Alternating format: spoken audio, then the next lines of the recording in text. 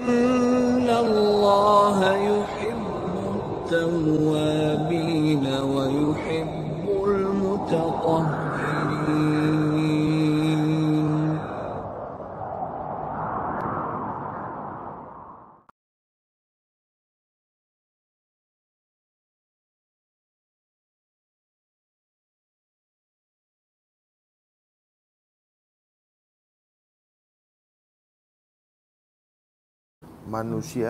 Manusia adalah sebaik-baik kejadian. Manusia dicipta, dizahirkan, ditajalikan dengan sebaik-baik rupa. Sebaik-baik, bukan baik, sebaik-baik, teramat baik, teramat sempurna. Masa kita beranak, lahir ke dunia, teramat sempurna, teramat baik, teramat bagus, tak kurang satu apapun. Maksud sempurna tu teramat baik kejadiannya. Kesempurnaan akal, kesempurnaan jasad kita ni, itu maksud sempurna.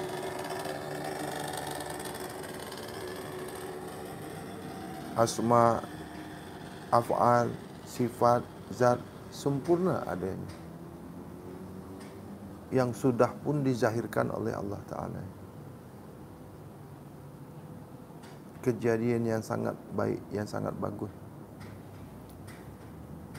Manusia, maka al-insan syirihi wa ana syiruhu wa sifatihi. Sesungguhnya benar bahwasanya manusia itu menanggung rahasiaku, kata Allah. Dan aku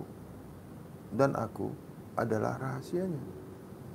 Manusia itu rahasiaku dan aku rahasianya. Manusia itu rahasiaku dan aku ini rahasianya.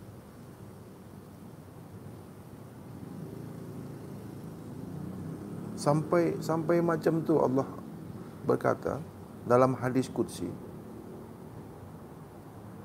manusia itu rahasia Allah. Maknanya apa-apa nak mengetahui Allah ni ada pada manusia itu. Manusia itulah yang menanggung rahasia Allah. Hanya manusia yang boleh menanggung rahasia Allah. Lain tak boleh. Haiwan ke, hantu ke, jin ke, setan ke, malaikat ke, gunung, ganang, semua alam ini semua tak mampu menanggung rahasia Allah. Begitulah hebatnya manusia. Begitu bagusnya kejadiannya. Begitu sempurnanya manusia.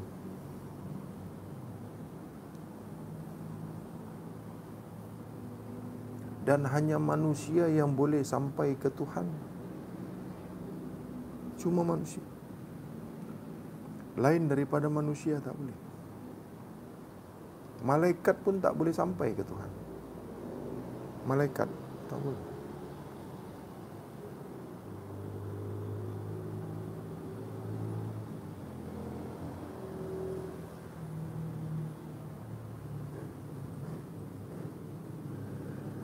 Banyak orang-orang yang mengatakan setan tu lagi kenal dengan Tuhan, kata dia. Ada yang mengatakan setan lagi kenal setan kepada Tuhan daripada kita. Dia cakap macam tu. Lebih kenal setan kepada Allah daripada manusia kenal Allah. Itu yang cakap tu setan. Yang bercakap macam tu itulah setannya. Lagi kenal setan kepada Tuhan daripada kita ni mengenal Tuhan. Jadi yang bercakap macam tu itulah setan. Yang faham setan, yang tahu setan, yang kenal setan, ya setan. Siapa? Hah? Manusia mana ada kenal setan? Yang tahu setan, yang kenal setan, setan tu makrifatnya kepada setan.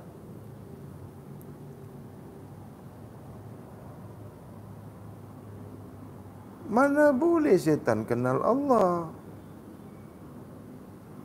Setan tak boleh mengenali Allah. Tak mampu dia mengenali Allah. Itulah banyak setan jadi Allah. Itulah banyak setan mengatakan dia itu Allah.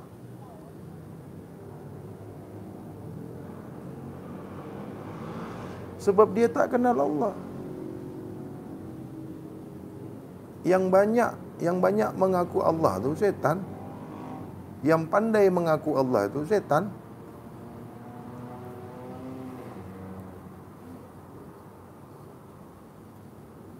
Kalau manusia dia tak nak mengaku dia Allah. Manusia sampai bila pun tak akan pernah mengaku dia Tuhan. Tak akan pernah. Tak boleh jadi. Kecuali Firaun.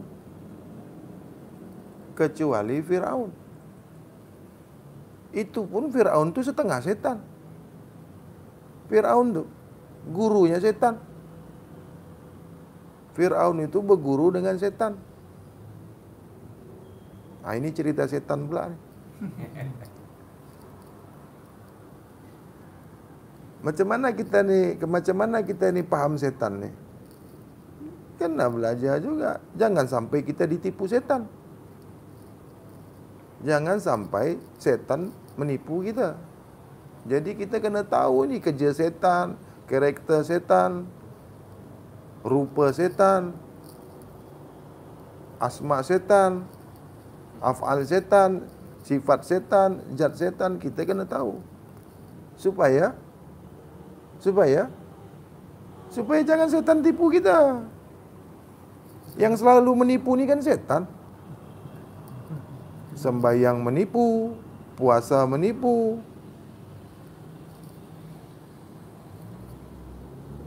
Tuhan pun ditipunya juga.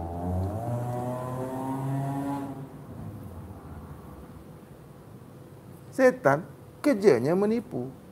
Sampai-sampai Tuhan pun ditipu dia. Dicakap dia sembahyang. Dicakap dia solat. Dah pernah tengok setan solat? Dah pernah? Oh. Kalau nak tahu setan solat, dia cakap dengan Tuhan. Tuhan, aku ni nak solat lah. Kenapa? Diingat dia Tuhan tak tahu dia tu apa. Diingat dia Tuhan tak tahu apa yang dia buat. Itulah dicakap dia. Tuhan, aku ni nak solat maghrib ya, 3 rakaat, tengok ya. Begitulah kalau setan solat. Sebab dia tak faham Tuhan. Dia tak faham Allah. Kalau dia faham Allah tu Maha melihat, perlukah kita cakap dengan Tuhan kita ni nak sembahyang?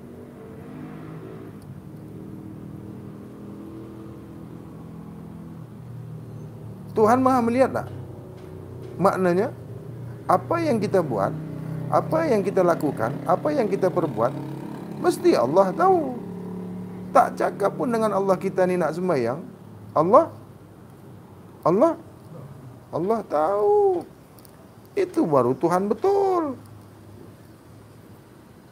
Kalau ada Tuhan yang dia tak tahu apa yang kita buat, itu bukan Tuhan. Itu setengah Tuhan. Itu pura-pura Tuhan. Tuhan tahu apa yang kita buat. Allah tahu apa yang kita zahirkan dan apa yang kita sembunyikan. Allah Maha mengetahui apa-apa yang kita zahirkan dan apa-apa yang kita sembunyikan, apa-apa yang kita rahasiakan.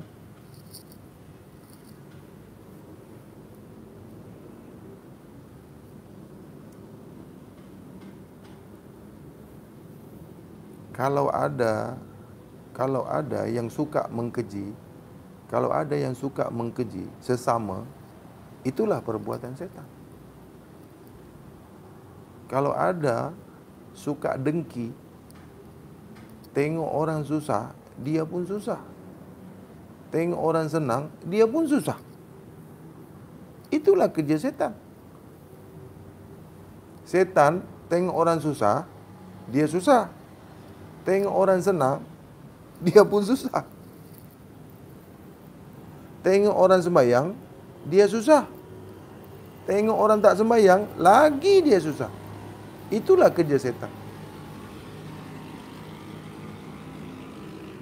Kesana kemari,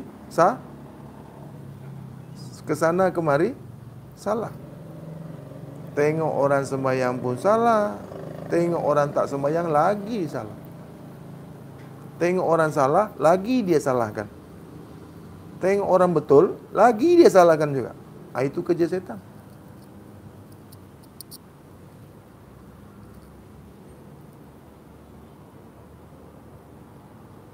Jiwa yang tak tenang, jiwa yang selalu gundah gulana, hati tak tenang, pikiran tak tenang, hayalan tak tenang, pandangan tak tenang, pendengaran tak merasa tenang, kaki, tangan semua tak akan pernah tenang. Terkadang dia paksakan dia sembahyang. Setan ni, hati dia tak tenang, jiwa dia tak tenang, pikiran dia belum lagi tenang, dibawa dia sembahyang.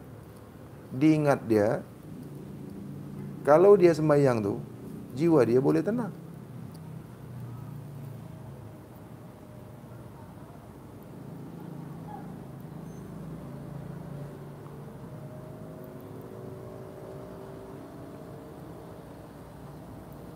Keutamaan mengingati Allah itu, keutamaan mengingati Allah itu jauh lagi bagus daripada sembahyang. Mengingati Allah itu jauh lagi baik daripada perbuatan sembahyang.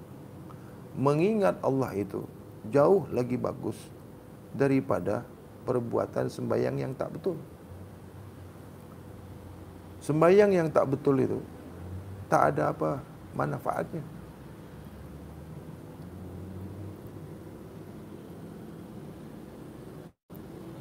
Lagi yang belum faham sembahyang. Oh Bahadi, saya ni tak nak sembahyang lah. Kenapa? Saya takut masuk neraka wail. Saya takut masuk neraka wail. Apabila saya sembahyang lalai, nanti saya masuk neraka. Kalau tak sembahyang, masuk surga kah? Kalau dia sembahyang, dia kata takut lalai, tak khusyuk, kan? Itu pasal dia tak nak sembahyang.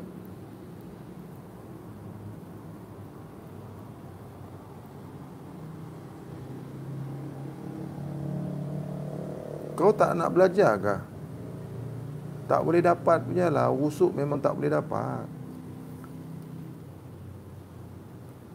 Khusyuk tak boleh dapatnya. Sampai ke mati pun tak boleh khusyuk. Kenapa macam tu? Sebab khusyuk tu Allah buat. Kata dia ni, khusyuk tu Allah buat dia. Kita tak boleh khusyuk. Yang boleh khusyuk tu Allah saja.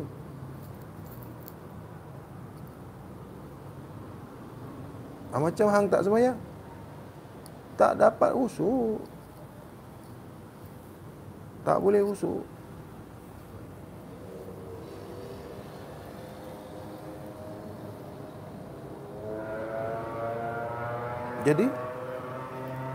Jadi macam mana? Ikutlah setan sembahyang. Yang awal tadi macam mana? Macam mana setan sembahyang ni? Macam mana kalau setan sembahyang? Menipu Tuhan.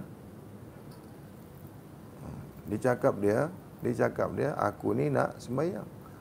Aku ni nak menyembah Allah, kata dia. Belum lagi nak tegak sembahyang, dia sudah menipu. Belum lagi tegak sembahyang, dah menipu Allah. Tuhan ditipu dia. Masa dia berdiri sembahyang pun menipu Allah juga. Dah sembahyang pun, dah habis kerjakan sembahyang, masih menipu Allah juga.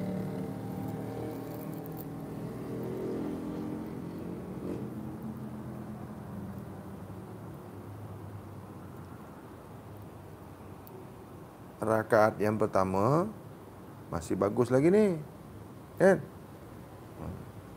Rakaat yang pertama dia tak ada ingat lain, hati tak ada lain, fikiran tak ada lain, rasa tak ada lain. Masuk rakaat kedua dah mula tu.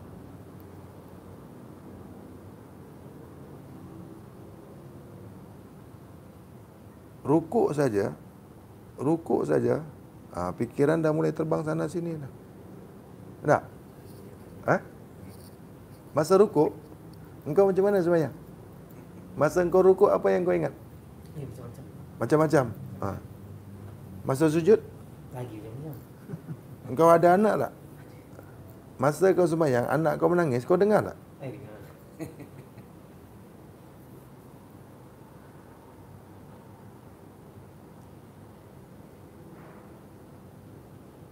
Manusia yang sempurna, insan yang sempurna, mendiri, berdiri, insan yang sempurna,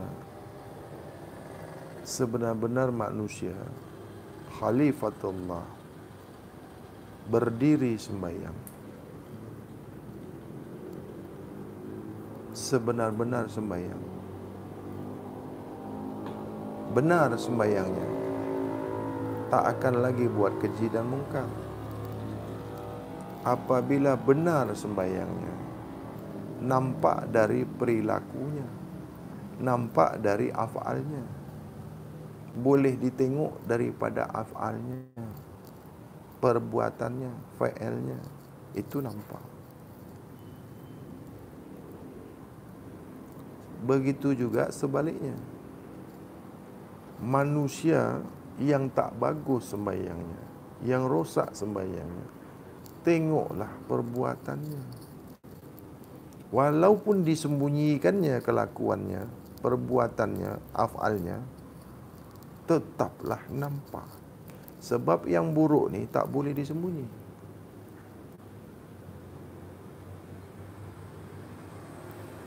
Jadi sembahyang itu, solat itu cermin daripada hati kita.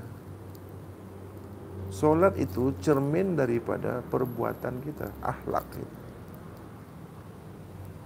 Jadi kalau menilai seseorang, kalau nak tengok baik buruknya seseorang itu, tengoklah pada sembahyangnya, tengoklah pada solatnya. Tengok aja dia sembahyang macam mana. Nak tengok sembahyangnya, nak tengok betul tidak sembahyangnya, tengok perbuatannya. Sebab zat itu menunjukkan sifat. Sifat itu membuka zat. Sifat itu menerangkan zat.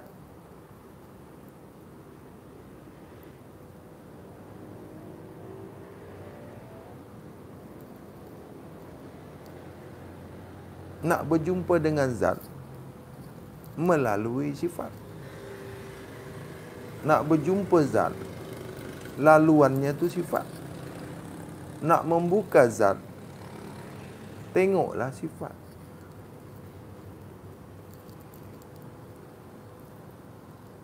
Nak mengetahui sifat daripada af'al, perbuatan, ihsan.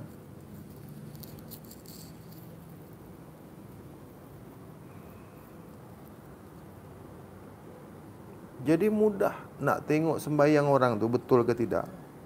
Kalau betul-betul dia orang sembahyang, kalau betul-betul dia diri sembahyang, sah sembahyang dia, nyata perbuatan baiknya.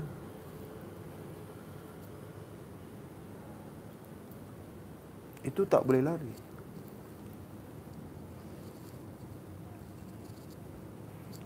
Zat sembahyang tu perilaku perbuatan manusia yang baik. Zat sembahyang tu menzahirkan sifat yang baik. Ruh sembahyang tu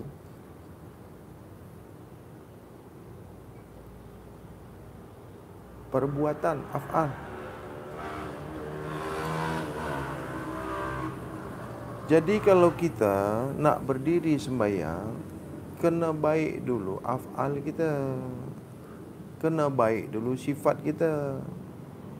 Kalau zat ni memang sudah dari awalnya memang dah baik.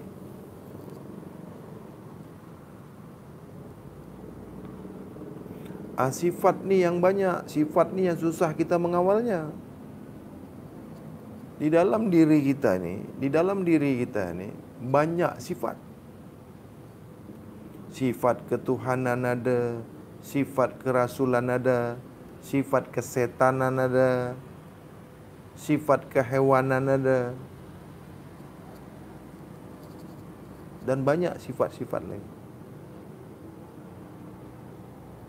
Mana yang paling besar? Mana yang paling besar dalam diri kita tu? Itulah yang menguasai diri kita.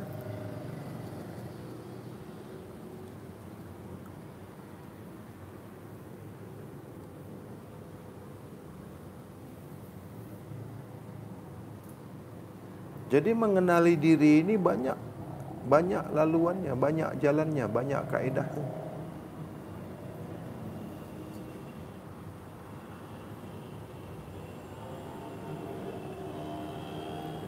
Kan selalu kita tengok orang yang berilmu selalu mengkeji orang yang tak berilmu. Orang yang berilmu selalu mengkeji orang yang tak berilmu. Orang yang mengaku berilmu tidak akan pernah, orang yang mengaku benar-benar berilmu tidak akan pernah mengkeji orang yang tak ada ilmu. Maksudnya, orang yang pandai tak akan mengkeji orang yang bodoh.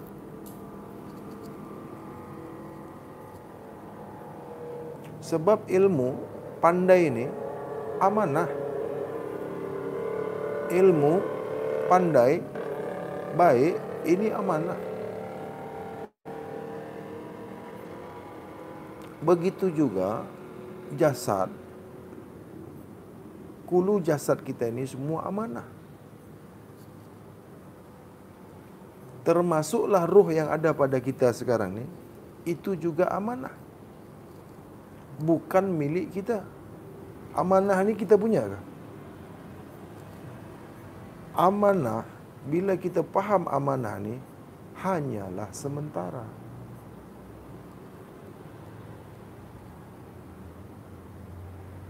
Baik jasad kita ni, tubuh kita, mata kita, telinga kita, hati kita, akal kita, pikiran kita, kulu jasad yang ada sekarang ni, yang nampak zahir ni, amanah.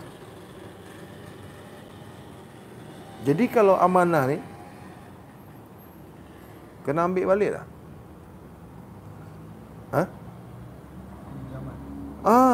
Pinjaman. Hanya pinjam saja. Mana boleh terkurang, mana boleh rosak. Barang yang kita pinjam ni kena pelihara tak? Kena pulang kan?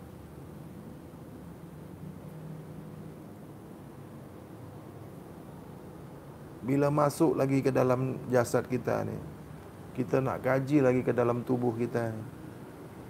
Di dalam tubuh kita ni, organ tubuh kita ni semua, yang jantung, buah pinggang. Jadi kalau tubuh jasad ni amanah, pinjaman dengan semua apa yang ada di tubuh kita ni. Kalau tubuh kita ni amanah Allah, milik Allah, kepunyaan Allah, pinjaman amanah Allah, tentu tentu Allah akan ambil kembali. Hak Allah ini mesti kembali kepada Allah kembali. Yang dikatakan hak Allah, kepunyaan Allah, macam manapun last dia, akhir dia, mesti kembali kepada Allah kembali. Tiap-tiap amanah Allah, tiap-tiap yang berawal kepada Allah, tiap-tiap yang mulanya Allah, mestilah kembali kepada Allah kembali.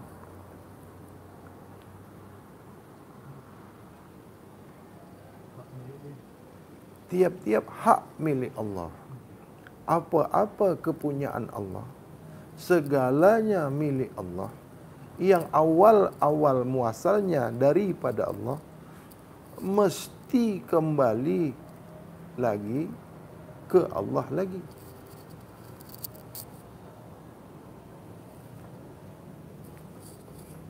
Kau itu daripada aku, hendaklah kembali aku kembali. Kau itu aku, hendaklah aku kembali. Bukalah sikit lah ya. Ini bukan menjadi aku. Bukan jadi aku. Tengok ya. Kau itu aku. Aku itulah kau. Dah pagi macam ni kan, cerita macam ni sedap. Ini bab saksi menyaksi, bab musyahadah. Boleh tak ngantuk? Boleh tak ngantuk? Kan? Tengok ya. Kau tu awal mula kau aku.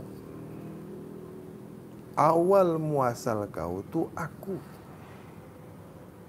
Aku inilah kau. Akuilah kau. Bukan kau itu aku. Itu Fir'aun.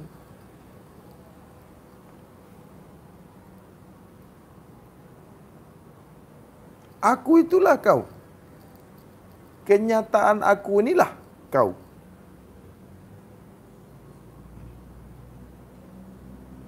Bukan kenyataan kau itu aku. Itu kau yang Tuhan. Aku ini Tuhan kau.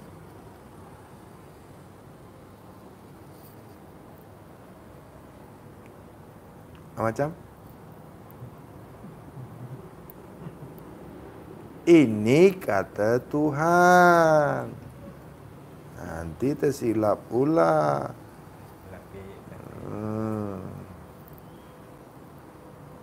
Tidak akan ada kau kalau bukan kerana aku.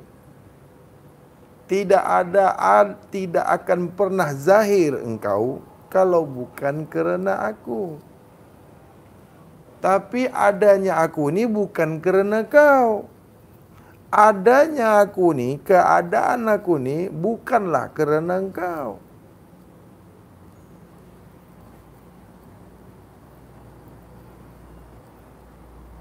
Tetapi keadaan kau pasti kerana aku. Kerana aku yang menjahirkan kau. Kerana aku yang mentajalikan diri kau daripada diri aku sendiri. Kau aku tajalikan daripada diri aku sendiri. Ini dipanggil masa ta'yin, la ta'yin. Masa itu hanya aku yang ada sendiri. Lain daripada aku tak pernah ada. Mula-mula sekali yang ada hanya diriku saja yang ada. Diri kau tak pernah ada. Bagaimana aku mentajalikan diri kau daripada diriku sendiri? Kau ku zahirkan, kau ku tajalikan daripada diriku sendiri. Kerana masa itu hanya diriku saja yang ada. Sampai hari ini pun, sampai sekarang pun, sampai esok pun, sampai bila-bila masa pun, diri kau tu tak pernah ada. Yang ada hanya diriku saja yang ada semata-mata. Inilah yang dipanggil La ilaha illallah. Tiada diri yang nyata kecuali diriku saja yang nyata semata-mata. Tidak ada diri yang nyata selain aku yang menyatakan diri pada diri yang nyata. Kenyataanku sendiri yang menyatakan diri yang nyata. Akulah yang menyatakan diri untuk dinyatakan sebagai diri. Akulah yang menyaksikan diri untuk disaksikan oleh diriku sendiri bersaksi. Tiada lain persaksian kalau bukan kusaksikan.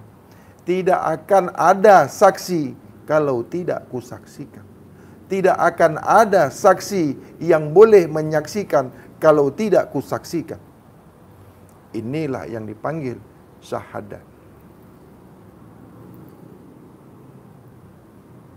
Awal mulamu aku, hendaklah kau kembali lagi, aku kembali. Inilah yang dipanggil inna lillah wa inna lillah ilaihi raji'un.